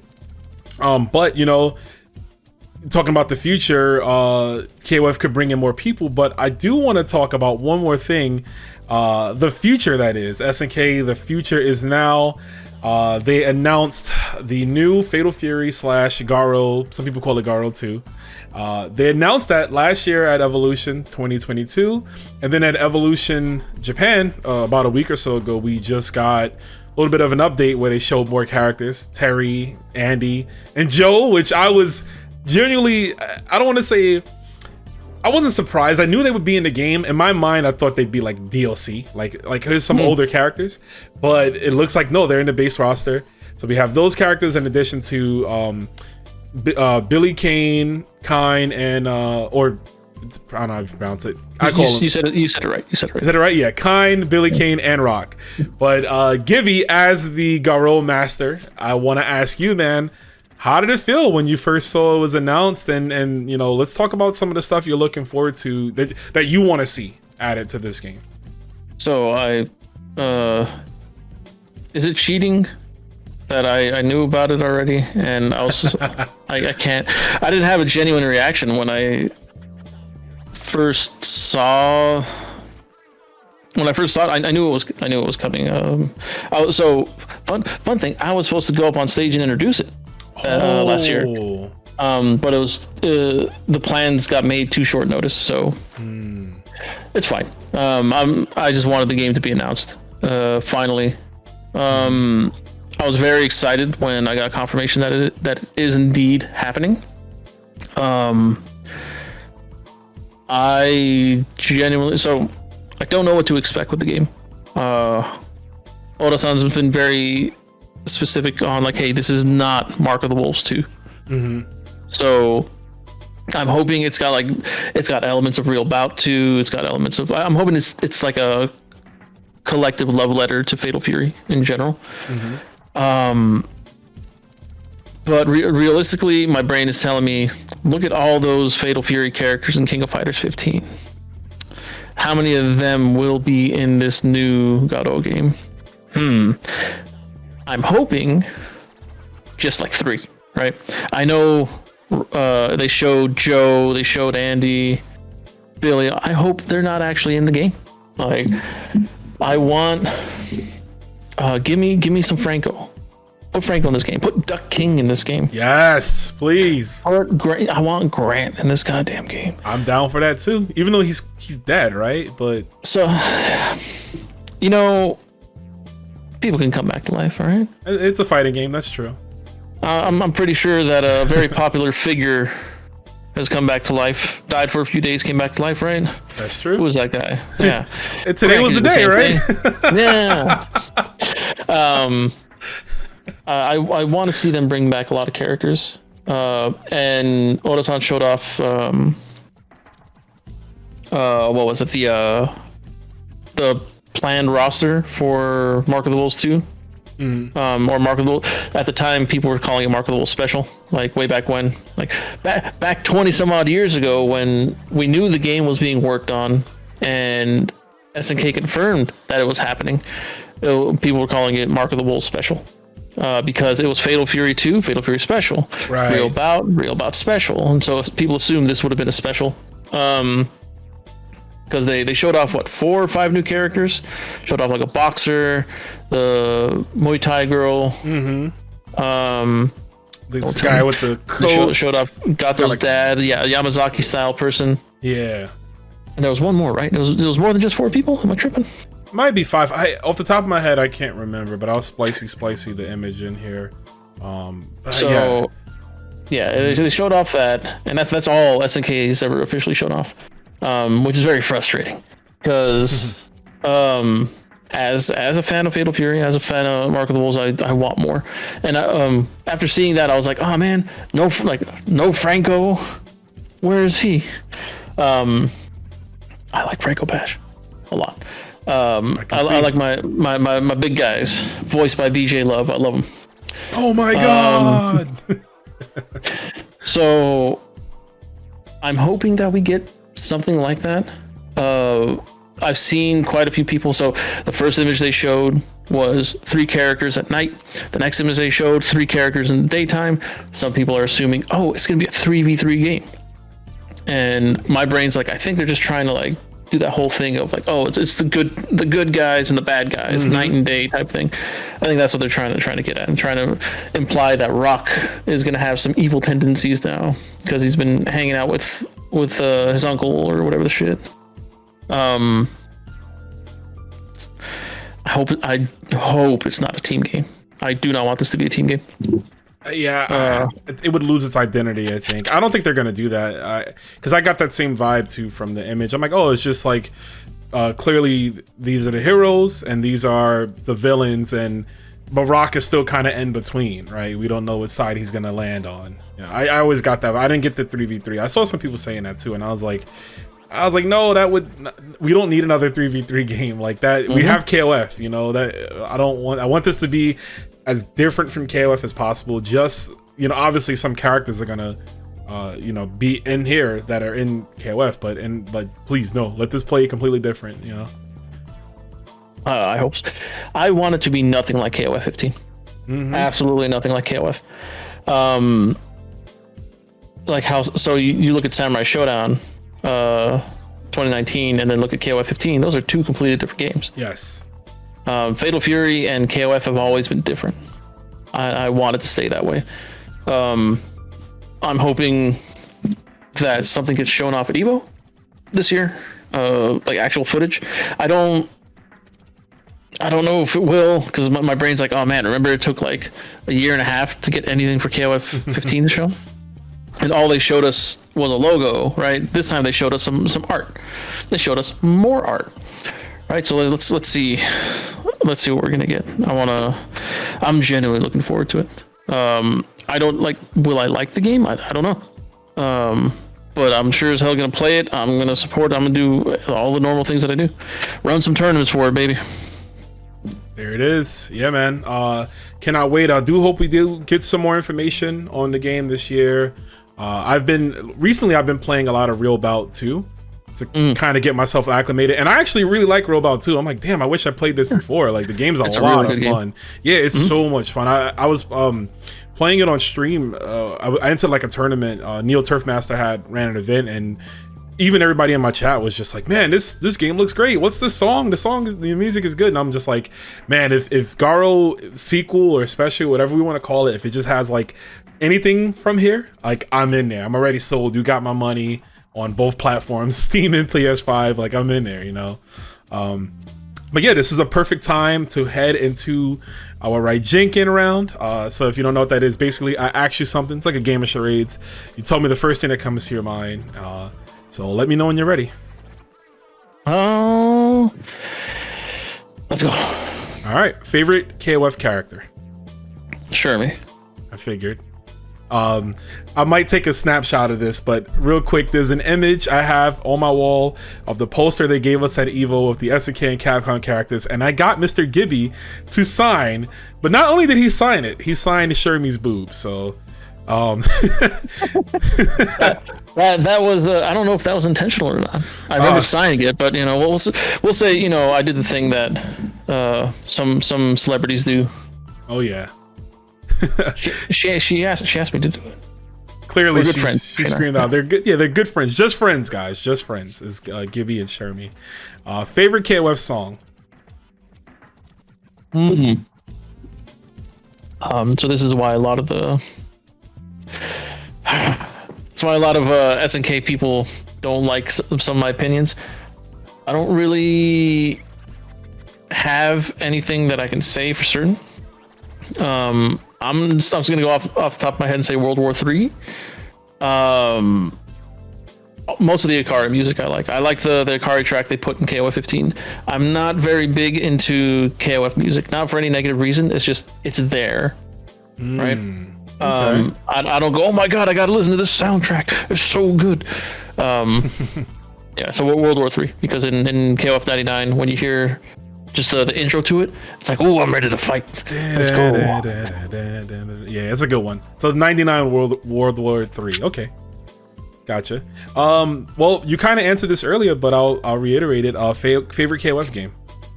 FE 98. FE 98 Ultimate Match Final Edition. There it is. You got to get the whole title in there. Yeah. On Steam. With rollback netcode by Code Mystics. With lobbies up to nine people, I think. I forgot what it is. Play that game, everybody. Please do. That game is absolutely goated, and it has rollback and lobbies, and it's really cool. But you definitely have to say it, because there's gonna be that one person that's like, he said UM, he must love Krauser, and it's like, nah, you gotta say FE. Krauser's pretty good in FE too. That is true. He is. So 4 characters that you want to see in Garou 2 from previous Fatal Fury and Garou games. Grant. Duck King, Franco Bash, and oh man, Mr. Fair and Balance himself, Kevin. Of course, there it is, Kevin Grant. He is the only blonde character I play in fighting games. Really? I thought about it, and he's the only blonde. Everyone else has like anime hair. Or, well, Duck King's a blonde, right? He's got yellow hair. He's got yellow, yeah. A little bit of blue, a little bit of yellow. All right, and last but not least, create your ultimate KOF team. So you can take a character from any version of the game and create your team with that. This is a real question? This is a real question. I feel like I know who one of them is already. So we're going to go with 98 Ralph.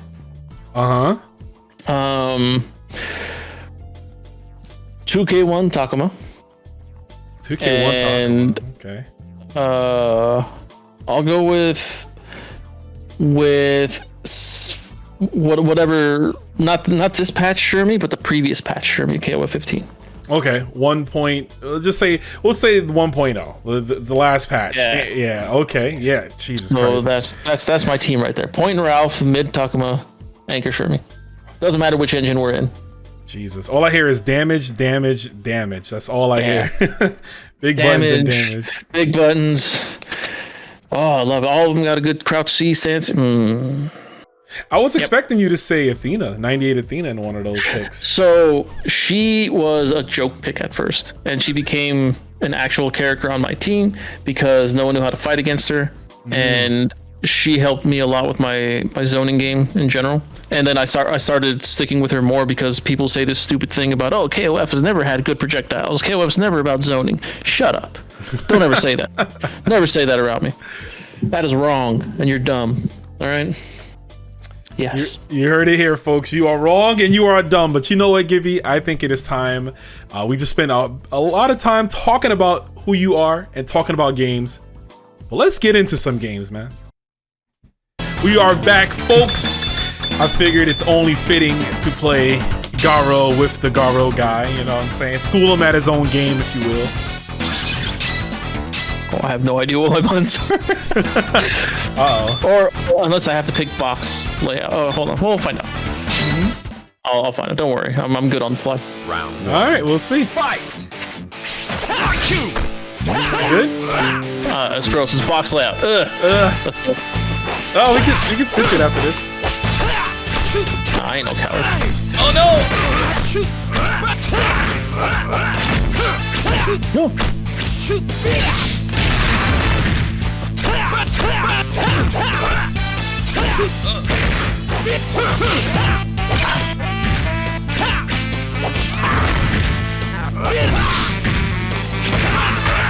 Ah, yes, let's go. Box layout.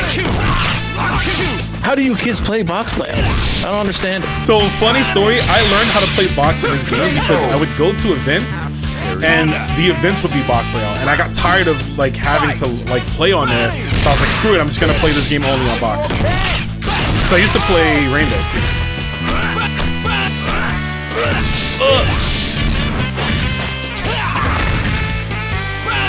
Oh, come on. Oh, come on. Yeah. Let me change my button. Sorry. Giby fixed his buttons now, so now I don't have to play nice. I could be serious this time now. Oh. I was just feeling a little nice. I didn't want to Round 1. go too hard, but now I'm going hard. Let's go.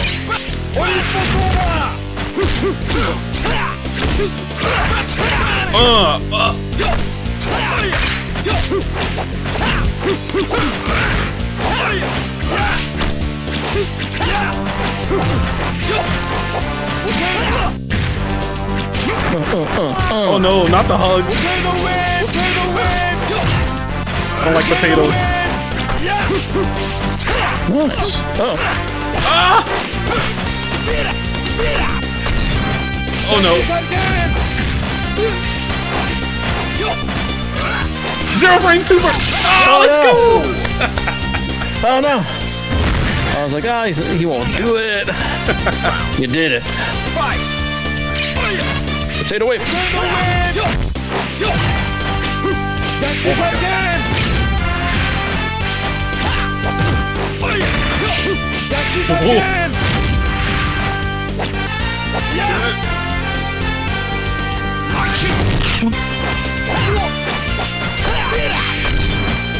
Crap, I didn't break. Oh, the pose, okay. The bridge. Oh, no! One button super? Oh my god. That's how you have to do this game. You have to do one button confirms for things. Oh. Oh no.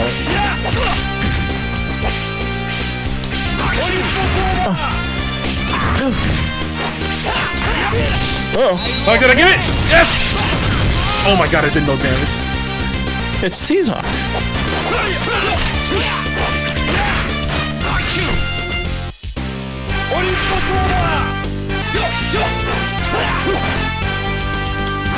Let's go. Oh, damn, the recovery on that fireball. Alright, I'm gonna play some Jaehoon. Let's go, Jaehoon. Alright, I'll pick the brother. Ah, snap. Alright. So you can pretty much play the entire cast, right? Yeah, I can play everyone. Like, there are 3 characters I can't play as well as I'd like, but for the most part, I can play everyone. Gotcha. Oh, it's just fucking run up.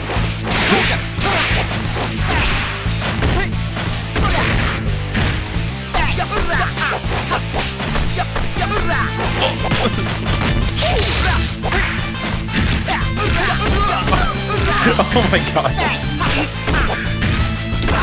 Oh, I missed it. Oh no.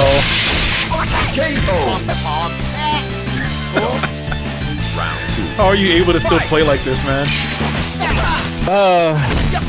Pills. Pills help with the hands. Pills? Performance enhancing drugs? Giby's a cheater? I win? Let's go!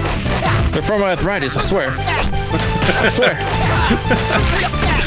I just want to get out the corner, bro. One. Fight!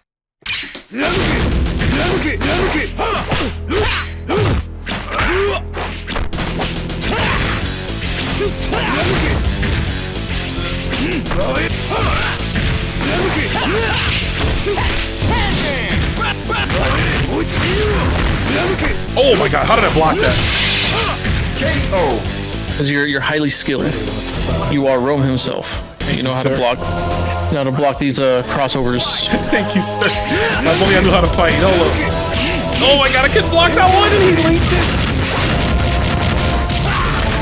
That's one thing I don't miss about old SNK games is like getting sieges off every hit, you know?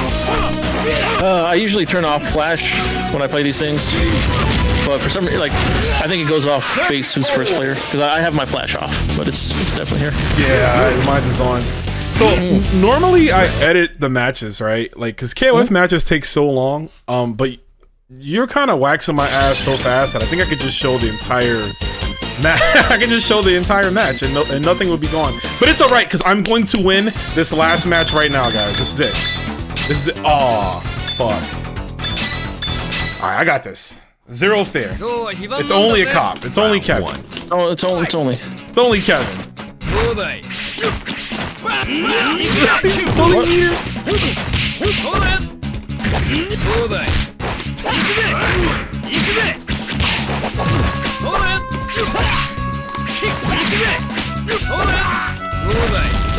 Oh my god. Yes.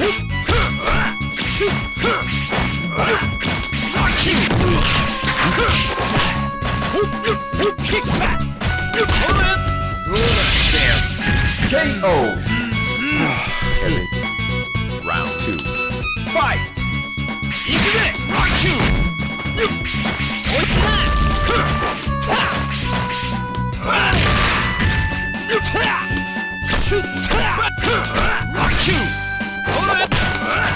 Oh. Oh.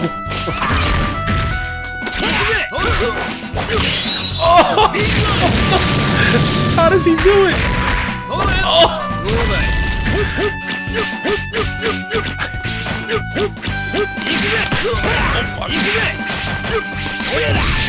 Oh, you hit me?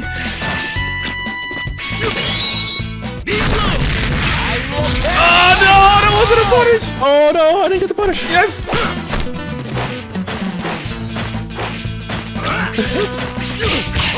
Damn it! I was trying to do something stupid, but I didn't get it. GG's. Still as strong as ever. God damn it. This guy, still as strong as ever. I mean, they call him Dr. SNK for a reason. Man, if you're gonna be playing Garo 2, which I'm sure you are, actually, do you plan on competing in it again, or just still the back behind the scenes stuff? Probably just behind the scenes. I don't know if I can physically keep up with competing. I'm gonna try.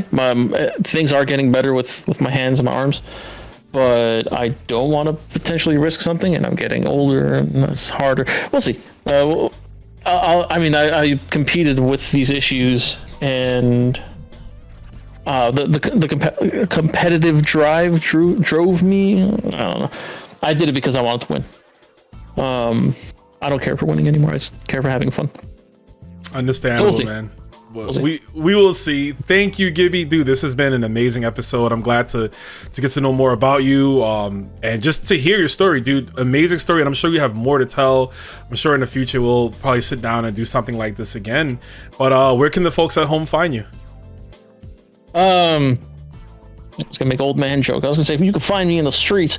It's the old Street Fighter days. Or you can find me on Twitter. I'm at Banchest. I stream over on Game Goons, twitch.tv/GameGoons. I'll sometimes stream on my personal channel /Giby. You can find me at like the majority of not locals, but like big events you go to. I go to those things for some reason. Sometimes I sell stuff, sometimes I run stuff. I'm on stage doing things. I commentate. Why do I do all this? If they're lucky, they'll see you. I've been to events where, like, if I do see you, I get 5 seconds to talk to you because you're just working. So it's hard. I'm always working. It's always working, yeah. Preferably behind a curtain, so you can't see me. I can just be there shirtless, eating a bag of Cheetos or something. Can't see. You don't need to see what's going on behind the curtain, But there it is, folks. Giby, thank you again. It's been a pleasure to sit down and talk with you, brother. Like, really had a lot of fun with this episode, and I'm sure the folks at home will enjoy this one. But with that being said, guys, I am Rome himself. He is Giby. This has been yet another episode of the 15 Minutes of Flame. We will see you guys next time. Take care and enjoy the rest of your weekend. Peace. That's all for now, fighters. But if you've enjoyed what you've seen, be sure to like, comment, and subscribe. Also, don't forget to follow Rome's social media pages down below. Take care, see you next time, and most importantly, thank you for watching.